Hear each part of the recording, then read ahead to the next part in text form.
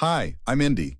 I never thought I'd be that person who catches their spouse cheating in such a cliche way, but here we are. My wife Vanessa and I had been married for 6 years. 6 years of what I thought was happiness and trust.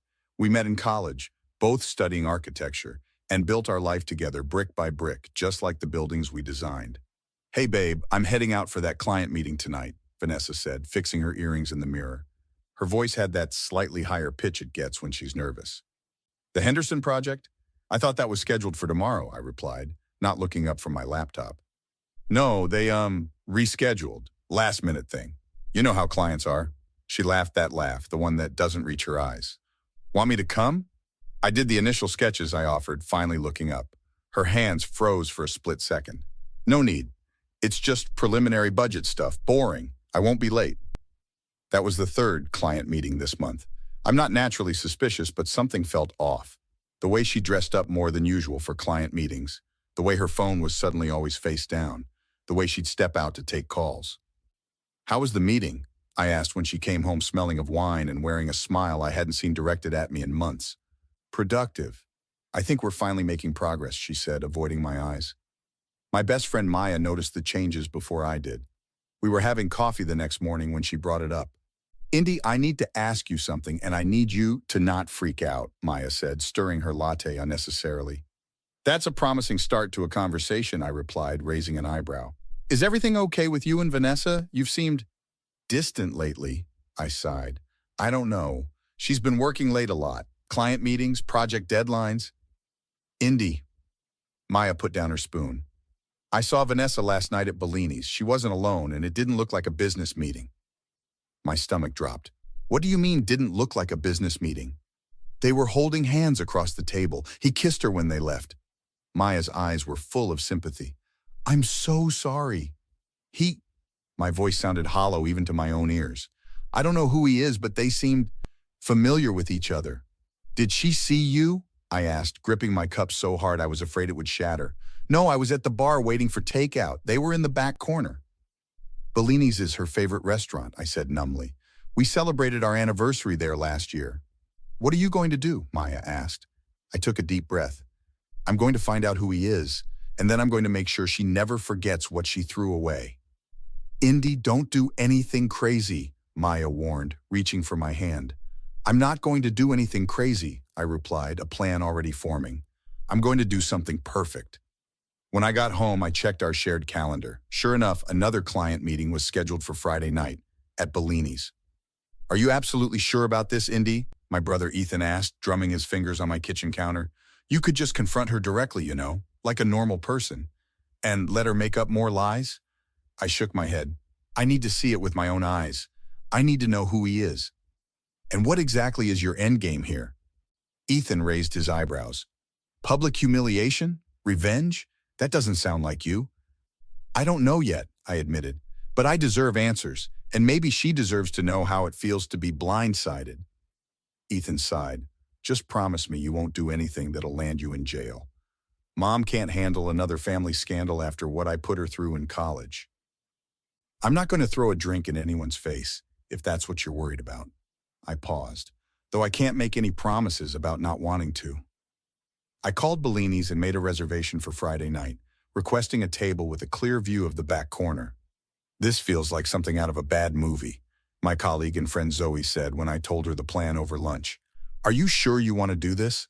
What would you do if you found out Sam was cheating? I challenged. Zoe's eyes widened.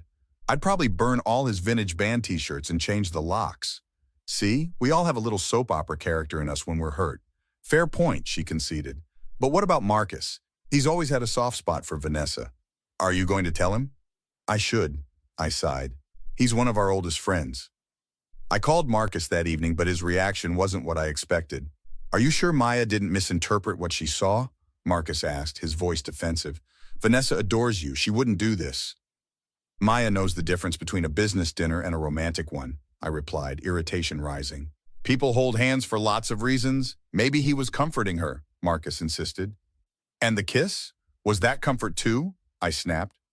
Look, I've known Vanessa since before you two met. This isn't like her. So you're calling Maya a liar?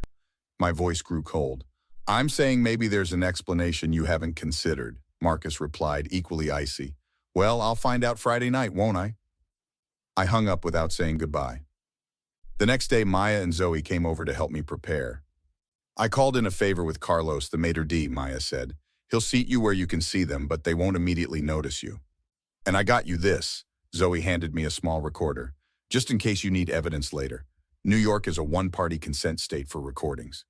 You think it'll come to that? I asked, turning the device over in my hands. I think you should be prepared for anything, Zoe replied, including the possibility that you might want a divorce. The word hung heavy in the air. Divorce. Until that moment, I hadn't fully allowed myself to think that far ahead. Let's get through Friday first, I said quietly. Then I'll decide what comes next. Friday arrived both too quickly and not quickly enough. I dressed carefully. My best black dress, hair down the way Vanessa always liked it. If I was going to confront my wife and her lover, I was going to look damn good doing it. The maitre d' at Bellini's, Carlos, greeted me with a knowing look. Your table is ready, Miss Chen. Perfect view, as requested. Thank you, Carlos, I whispered, slipping him an envelope. Any sign of them? Not yet, but we have a reservation for Mrs. Chen and a Mr. Dunning at 8. He gestured discreetly to a table in the corner. Dunning? The name sounded vaguely familiar. I was halfway through my glass of wine when they arrived. Vanessa looked beautiful, laughing at something he said as they followed the hostess to their table. And then I saw him clearly. James Dunning, the client from the Henderson project. The married client. They didn't notice me at first, too wrapped up in each other. I watched as he took her hand across the table, as she leaned in to whisper something that made him laugh. Every gesture felt like a fresh cut. I waited until they'd ordered wine before I approached their table, my heart hammering against my ribs. The Henderson project must be going really well, I said, my voice steadier than I felt. Vanessa's head snapped up, her face draining of color. Indy, what are you doing here? Having dinner? Just like you? I smiled at James. Mr. Dunning, right? We met at the project kickoff. I'm Indy Chen, Vanessa's wife. He had the decency to look uncomfortable. Miss Chen, this isn't what it looks like, I finished for him. It never is it? Indy, please, Vanessa hissed, eyes darting around the restaurant. People are staring. That's your concern right now, that people are staring? I laughed, the sound hollow. I've been worried about our marriage, and you've been worried about hotel reservations with him. We should discuss this privately, James suggested, attempting authority. Like how you've been privately discussing your affair for... How long has it been, Vanessa? 2 months? 3? Vanessa stood up abruptly. Can we please talk outside? I'm not going anywhere, I said, my voice rising despite my best efforts. You wanted a dinner date? Well, now you've got an audience too. You're making a scene, Vanessa snapped, grabbing my arm. I yanked it away. Don't touch me. Indy, I'm sorry, she said, her voice dropping to a pleading whisper. This was a mistake. It didn't mean anything. A mistake is forgetting an anniversary. This was a choice, multiple choices, over and over. I was going to end it, she insisted. Tonight, actually. James looked surprised at this. That's not what you said earlier. Shut up, James, Vanessa hissed. No, please, James. Continue, I said, crossing my arms. What did she say earlier? That she was unhappy, that you two had grown apart, he mumbled, not meeting my eyes. Is that true? I asked Vanessa, the anger in my voice giving way to raw hurt. Were you unhappy? I don't know. Tears filled her eyes. Maybe, yes, but I handled it wrong. I know that. You could have talked to me, I said, my voice breaking. Instead, you lied to my face every day. I'm sorry, she repeated. Please, can we just go home and talk about this? I'll explain everything. There's nothing to explain, I replied coldly. I saw everything I needed to see. That's when James stood up, towering over me. I think you should listen to your wife. And I think you should call your wife, I retorted. She might want to know why you're having dinner with mine. His face darkened. You don't want to make an enemy of me, Miss Chen. Our firm has a lot of influence in this industry. Are you threatening my career because I caught you cheating with my wife? I asked loudly, making sure nearby tables could hear. Keep your voice down, he growled, grabbing my wrist. Carlos appeared instantly. Is there a problem here? This man just grabbed me and threatened me, I said clearly, and I'd like it on record. The restaurant's security footage of James grabbing my wrist became key evidence in the restraining order I filed the next day. His threat about ruining my career was clearly audible on Zoe's recorder, which I'd switched on before approaching their table. He's facing potential assault charges and workplace harassment claims, my lawyer Rachel explained during our meeting. His firm is in damage control mode. They've removed him from all projects and launched an internal investigation. And Vanessa? I asked, trying to keep my voice neutral. As her employer, they're reviewing her conduct too. Intimate relationships with clients violate their ethics policy. Rachel adjusted her glasses. But that's separate from your divorce proceedings. Divorce. The word didn't hurt as much as it had a week ago. Maya sat beside me, squeezing my hand supportively. Have you talked to her since that night? She's called, texted.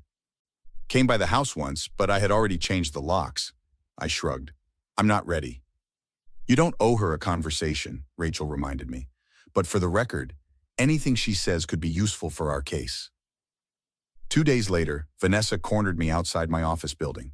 Indy, please, she called, jogging to catch up with me. 5 minutes, that's all I'm asking. I stopped walking but didn't turn around. Say what you need to say. I made a terrible mistake, she began, stepping in front of me. Her eyes were red-rimmed. I got caught up in something that wasn't real. James meant nothing to me. Yet you risked everything for him, I replied flatly. I was confused, flattered by the attention. She reached for my hand, but I pulled away. We can fix this. Go to counseling. Start over. There's no starting over from betrayal, I said. You broke something that can't be repaired. Everyone deserves a second chance, she pleaded. 6 years, Indy. That has to count for something. It counted for nothing to you when you were with him. That's not fair. Fair? I laughed bitterly. Was it fair to lie to me for months? To make me think I was crazy for suspecting something? To risk our financial security by violating company policy with a client? She flinched. I've been suspended, pending investigation. Actions have consequences, Vanessa. So that's it? You're just throwing away our marriage? You threw it away, I corrected her. I'm just making it official. What can I do to make you reconsider? Her voice broke. I'll do anything. Nothing. There's nothing you can do. I stepped around her. The divorce papers will be delivered to your sister's place. I assume that's where you're staying. Indy, please. Goodbye, Vanessa. 6 months later, I met Maya, Zoe, and surprisingly Marcus for drinks. The divorce was final. Vanessa had been let go from the firm, James had been forced to resign, and his wife had filed for divorce. The industry rumors had died down, and I'd started working at a new, more prestigious firm. To new beginnings, Maya toasted, raising her glass. And good riddance to bad spouses, Zoe added with a grin. Marcus looked sheepish. I owe you an apology, Indy. I should have believed you from the start. You were loyal to an old friend, I shrugged. I can't fault you for that. Still, I'm sorry, and I'm glad you're doing better. He clinked his glass against mine. Are you, though? Maya asked quietly when the others went to order another round. Really okay? I considered the question seriously. I'm not who I was before. I'm more cautious, less trusting. I took a sip of my drink, but also stronger, more certain of what I deserve. And what's that? I smiled, a real smile that reached my eyes for the first time in months. Honesty, respect, and never settling for less even when it's painful. To not settling, Maya declared, raising her glass again. I looked around at my friends, at the new life I was building from the ashes of betrayal, and felt something like peace. To not settling, I agreed. Have you ever had to walk away from something you thought would last forever? What helped you move forward? Like and comment below if you've been through something similar, and subscribe for more stories about finding strength after betrayal.